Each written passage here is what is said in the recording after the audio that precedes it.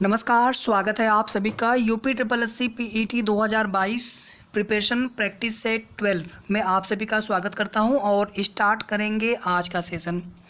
Video को बिना skip किए पूरा लास्ट तक देखिएगा और हर प्रश्न में आपको कम से कम उस प्रश्न के अलावा 4 से 5 प्रश्न उसमें आपको और कराएंगे। वीडियो को आप सभी प्लीज़ लाइक ज़रूर कर दीजिएगा, शेयर कर दीजिएगा ज़्यादा से ज़्यादा।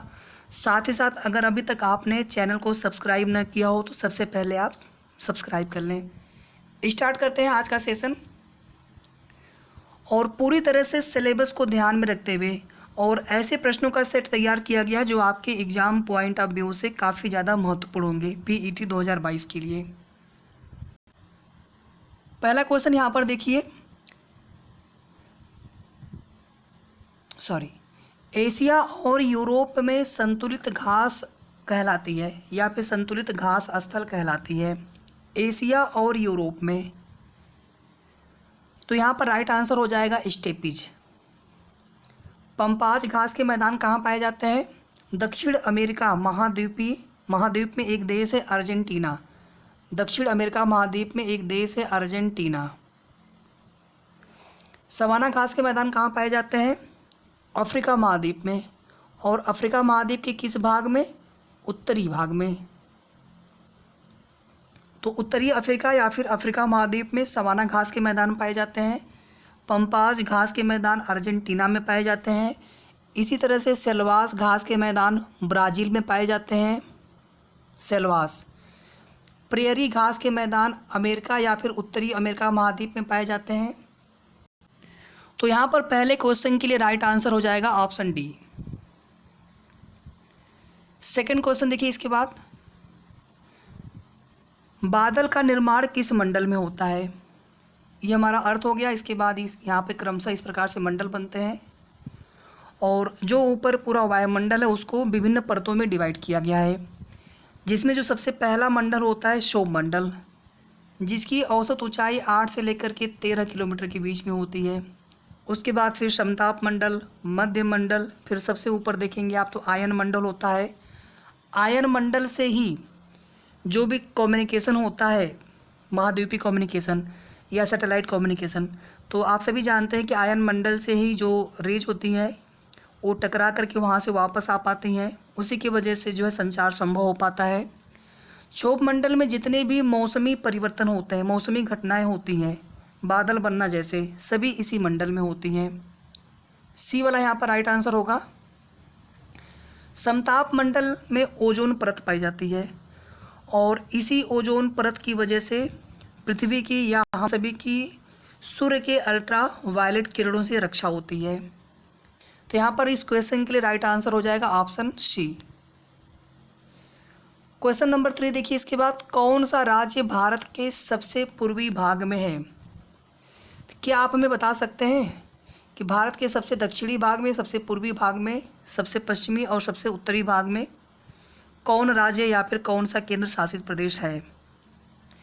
अगर भारत का अगर दक्षिणी बिंदु बोला जाएगा तो कन्याकुमारी, लेकिन अगर भारत का दक्षिणतम बिंदु बोला जाएगा तो इंदिरा पॉइंट, जो कि अंडमान निकोबार द्वीप समूह पर स्थित है। दक्षिणतम और दक्षिणी में अंतर आपको समझ में आ गया। दक्षिणी बिंदु कन्याकुमारी, दक्षिणतम बिंदु अंडमान निकोबार में। इसकी जो स्थिति है अक्षांश पर 6 डिग्री 4 मिनट, 6 डिग्री 4 मिनट। इसकी जो स्थिति है 8 डिग्री 4 मिनट। इसकी जो स्थिति है उत्तरी भाग की, जिसको बोला जाता है इंदिरा कौल, इसकी जो स्थिति है 37 डिग्री 6 मिनट। सबसे पश्चिमी बिंदु गौर माता और इसकी जो स्थिति है 68 डिग्री 7 मिनट। और सबसे जो पूर्वी बिंदु है किविथु, जो कि अरुणाचल प्रदेश में स्थित है और इसकी जो स्थिति है 97 degree 25 minute. 97 degree 25 minute. Question देखिए कहीं से भी बन सकता है। किविथु आपका है अरुणाचल प्रदेश में, गौर माता आपका है गुजरात में, इंदिरा कौल लद्दाख में है। लद्दाख केंद्र शासित प्रदेश में पहले जम्मू कश्मीर राज्य में था, लेकिन अब जम्मू कश्मीर और लद्दाख 2 केंद्र शासित प्रदेश बना दिए गए हैं जम्मू कश्मीर राज्य के स्थान पर। तो ये लद्दाख में है, 37 डिग्री 6 मिनट। कन्याकुमारी तमिलनाडु में है दक्षिणी बिंदु और दक्षिणतम बिंदु इंदिरा पॉइंट अंडमान निकोबार द्वीप समूह में है। तो आपसे यहाँ पर पूछा गया है कौन सा राज्य भारत के सबसे पूर्वी भाग में है। तो भारत के सबसे पूर्वी भाग में कौन सा राज्य होगा? अरुणाचल प्रदेश। सिंपल सा क्वेश्चन हो गया। तो इतना पॉइंट आपको याद रखना है। क्वेश्चन जो है कहीं से भी बन सकता है। क्वेश्चन नंबर 4 देखिए, भारत की मुद्रा प्रणाली का दशमिकीकरण कब हुआ था? दशमिकीकरण का मतलब है कि 10 के मल्टीपल में, 10 के गुणे में, जैसे 100 पैसा में 1 रुपया, ठीक है। इसी तरह से फिर 10 रुपया, 100 रुपया, 1000 रुपया, मतलब 100 पैसे के फॉर्म में बनाया जाता है। अब तो 54 और 58 का प्रचलन नहीं है। तो भारत की मुद्रा प्रणाली का दशमिकीकरण कब हुआ था? 1957 ईस्वी में, 1957 AD। क्वेश्चन नंबर 4 का C is the right answer. Question number 5 देखिए इसके बाद, यद्यपि में कौन सी संधि है? संधि देखिए कुल 3 प्रकार की होती हैं। स्वर संधि के कुल 5 प्रकार होते हैं। गुण स्वर संधि हो गया, यड़ स्वर संधि हो गया, अयादि स्वर संधि हो गया, माफी चाहूँगा, गुण यड़ अयादि वृद्धि स्वर संधि हो गया, और इसके बाद जो है दीर्घ स्वर संधि। हमने संधि को लेकर के एक सेपरेट वीडियो बनाया हुआ है थोड़ा पहले का, अगर आप देख पाएँ तो, सर्च कर पाएँ तो आप जाकर के देख लीजिएगा। फिर प्लेलिस्ट में जाएंगे वहाँ से भी आपको मिल जाएगा। उसमें हमने संधि के बारे में पूरा विस्तार से बता रखा है। इसके बाद आपका है व्यंजन संधि, और फिर है आपका विसर्ग संधि। ध्यान दीजिएगा, व्यंजन और विसर्ग के नियम होते हैं, कोई प्रकार नहीं होता, जबकि स्वर संधि के 5 प्रकार होते हैं। और संधि के कितने प्रकार होते हैं? 3 प्रकार होते हैं। तो यद्यपि को हम कैसे लिख सकते हैं? यदि धन अपि, यदि धन अपि। इसमें हुआ क्या है? छोटी ई और धन अ, ये मिलके बन गया य। तो ये किस संधि का उदाहरण है? यड़ संधि का उदाहरण है। C is the right answer. Question number 5 का C is the right answer. संधि की परिभाषा आप सभी बता सकते हैं, जहाँ वर्णों का मेल होता है और समास में शब्दों का मेल होता है। क्वेश्चन नंबर 6 देखिए, जिसका विभाजन न किया जा सके, जिसको हम और विभाजित न कर सकें, तो इसका राइट आंसर हो जाएगा बी, अखंडित। 6 का बी। क्वेश्चन नंबर 7 देखिए, दाचीग्राम अभयारण्य या वन्य जीव अभयारण्य कहाँ स्थित है? जम्मू कश्मीर राज्य में। उत्तर प्रदेश में एकमात्र राष्ट्रीय उद्यान है दुधवा राष्ट्रीय उद्यान। तो इसी तरह से कुछ राष्ट्रीय उद्यान, कुछ वन्य जीव अभयारण्य, ये सब क्वेश्चन आपसे पूछे जा सकते हैं। सबसे ज़्यादा टाइगर किस स्टेट में पाए जाते हैं? मध्य प्रदेश में पाए जाते हैं। इसी वजह से मध्य प्रदेश को टाइगर स्टेट भी कहा जाता है। मध्य प्रदेश में सोयाबीन का उत्पादन सबसे ज़्यादा होता है, तो इसलिए मध्य प्रदेश को सोया राज्य भी कहा जाता है। क्वेश्चन नंबर 8 देखिए, निम्न में से किस राज्य की सीमा बांग्लादेश से नहीं लगती है? ये आपका बांग्लादेश कुछ इस प्रकार से होता है, और इसमें आप देखेंगे यहाँ पर, तो यहाँ पर आपका ये ऐसे पश्चिम बंगाल यहाँ तक ऐसे हो गया, फिर यहाँ से आपका ये असम बीच में ऐसे है, यहाँ पर मेघालय है, और यहाँ पर आपका अरुणाचल प्रदेश ऐसे यहाँ पर, फिर यहाँ पर आपका नागालैंड, मणिपुर, यहाँ पे त्रिपुरा है, और यहाँ पे नीचे जो है मिजोरम है। थोड़ा सा ये मैप सही नहीं बना है। तो इसमें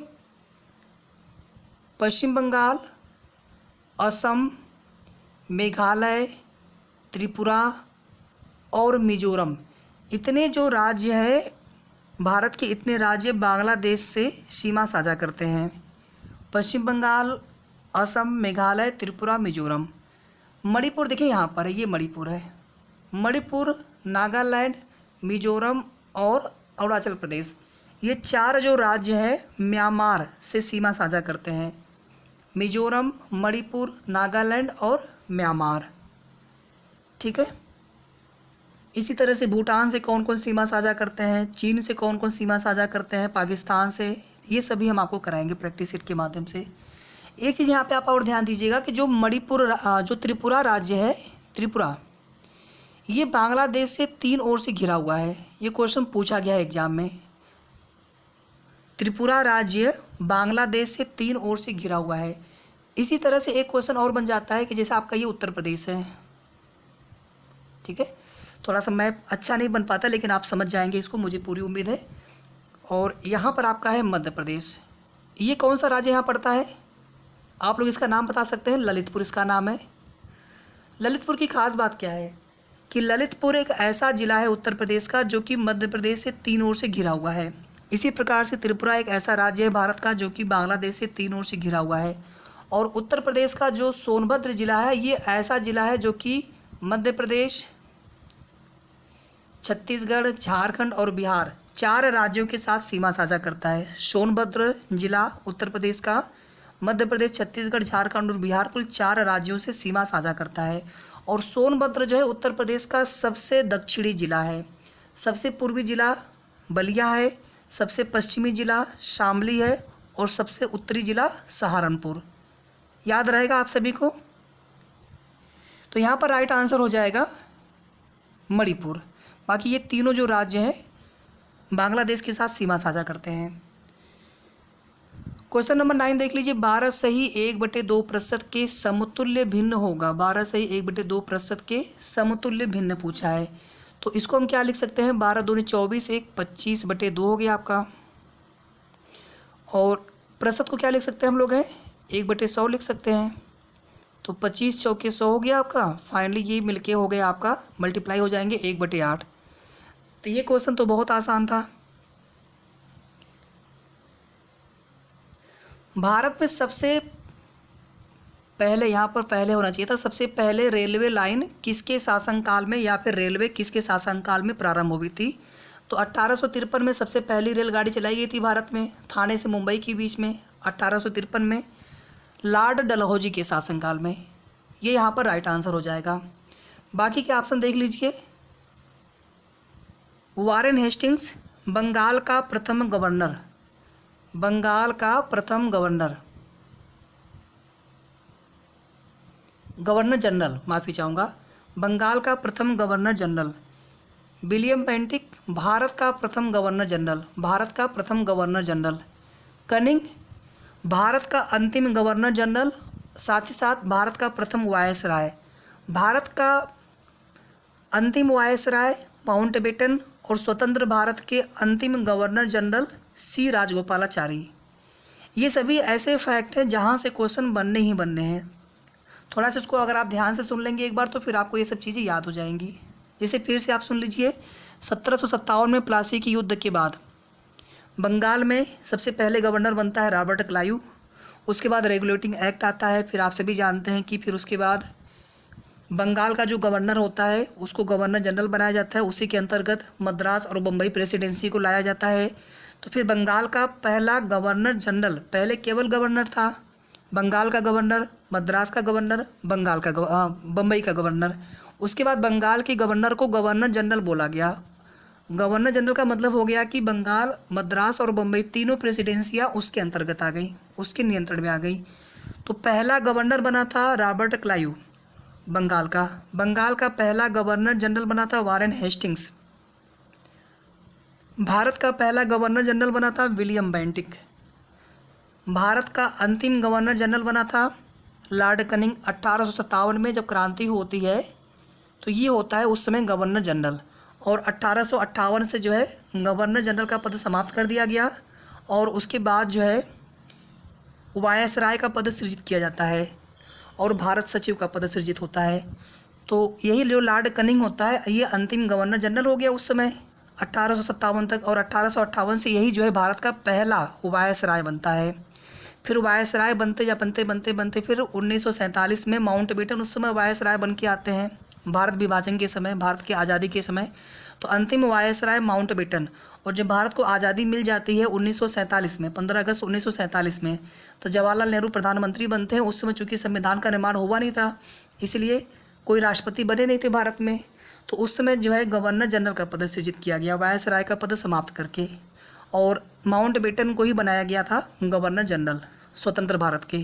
तो 1947 से 1948 तक माउंटबेटन गवर्नर जनरल रहे और प्रधानमंत्री जवाहरलाल नेहरू। फिर 1948 में माउंटबेटन स्वदेश वापसी हो गए तो सी राजगोपालाचारी को बनाया गया गवर्नर जनरल। 1948 से लेकर के 1950 तक रहे। कब तक रहे? 26 जनवरी 1950 तक, क्योंकि फिर 26 जनवरी 1950 को जो है भारत के पहले राष्ट्रपति के रूप में डॉक्टर राजेंद्र प्रसाद जी चुने जाते हैं, शपथ ग्रहण करते हैं।